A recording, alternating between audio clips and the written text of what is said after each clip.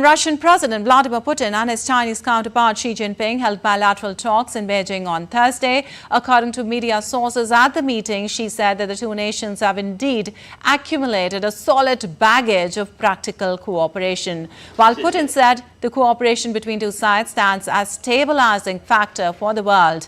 Earlier, ahead of the visit, Putin praised Russia-China relations, saying that they have reached the highest level ever, despite the difficult global situation that continues to get stronger. Earlier, she rolled out the red carpet for Putin with a welcome ceremony held just after his arrival in Beijing. This marks Putin's first foreign visit after being sworn in for a 6-year presidential term that will keep him in power until at least 2030.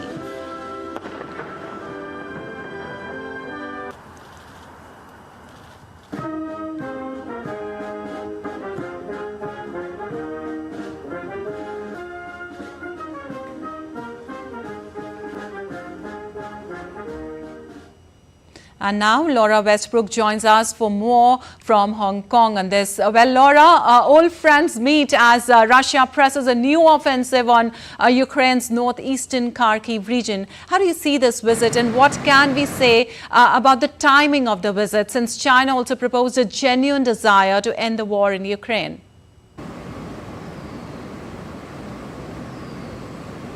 Yes, this is a symbolic as well as strategic visit by the Russian President Vladimir Putin. It's his first since his re-election and his second to China in just over 6 months. And they're both, China has really rolled out the red carpet for Putin.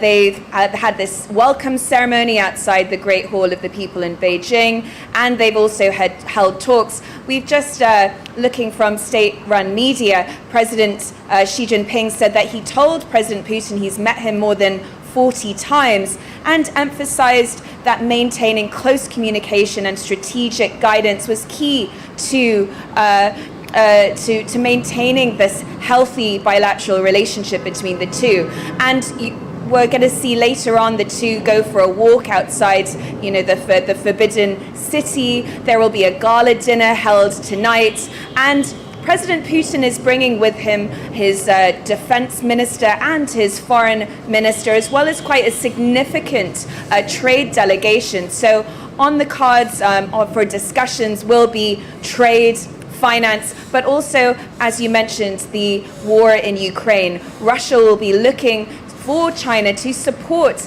its efforts in Ukraine, as well as sustaining its economy. But China really is growing under quite significant pressure from the West.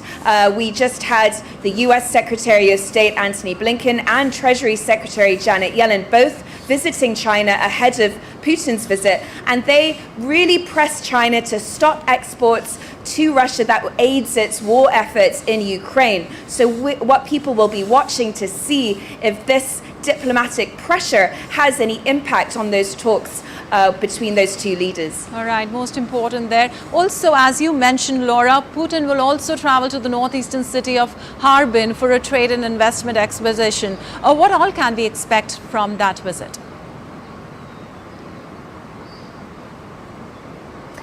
Yes, so we are, the city of Harbin is a city with significant ties to Russia, and Russia has really benefited from this this relationship with China since that invasion of Ukraine in 2022. They declared that no limits partnership, and we've seen exports and trade between the two countries rise. Trade rose to around $240 billion in 2023. China has also benefited from the relationship in terms of getting natural gas and natural resources from Russia. So analysts I spoke to said they will be watching to see if that there are any MOUs signed between the two countries, any further trade deals signed when it comes to perhaps the Siberian pipeline and economic and financial issues. All right, thank you so much, Laura, for that update from Hong Kong.